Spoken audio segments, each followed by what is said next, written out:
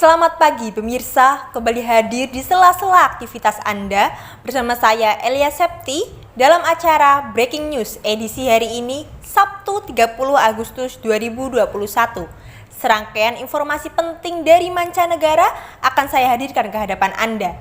Berikut informasi selengkapnya.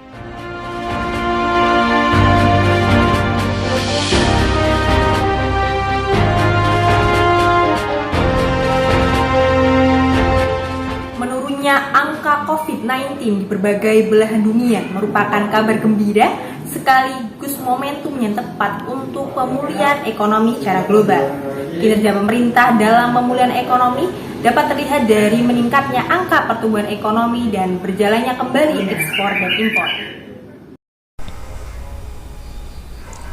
Negara Indonesia, salah satu negara berkembang yang tak luput dari serangan virus COVID-19, berhasil membukukan pertumbuhan ekonomi sebesar 3,51% di kuartal ketiga 2021.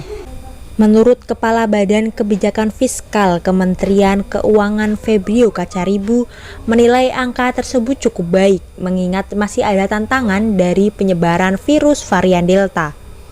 Sementara itu, dari sisi lapangan usaha juga mencatatkan pertumbuhan positif dengan tingkat pengangguran terbuka turun dari 7,07% pada Agustus 2020 menjadi 6,49% pada Agustus 2021. Membaiknya ekonomi di Indonesia dipengaruhi dengan kinerja pemerintah dalam pengendalian COVID-19 melalui program vaksinasi dan kesadaran masyarakat mematuhi protokol kesehatan. Kita beralih pemirsa, kondisi perekonomian di sejumlah negara maju juga berangsur bangkit dari pandemi COVID-19. Salah satunya negara Cina. Menurut data resmi pemerintah, negara Cina dengan ekonomi terbesar kedua dunia mencatatkan pertumbuhan ekonomi sebesar 11,2% pada periode Agustus tahun ini. Meskipun demikian, pemulihan ekonomi Cina mengalami pelambatan karena adanya virus varian Delta dan juga banjir.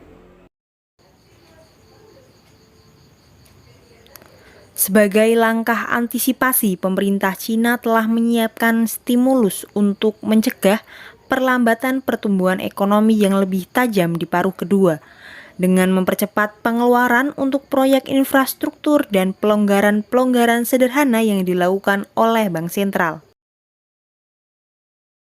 Pemulihan pertumbuhan ekonomi Cina juga dipengaruhi oleh ekspor-impor yang menguat.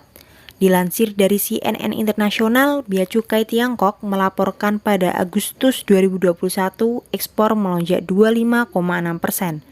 Sementara itu, kinerja impor melonjak 33,1% pada Agustus periode tahun ini. Meskipun perekonomian dan mobilitas sosial mulai berangsur normal kembali, pemerintah Cina menghimbau masyarakatnya untuk tidak lengah dan tetap waspada pada virus varian Delta dengan tetap mematuhi protokol kesehatan yang ketat.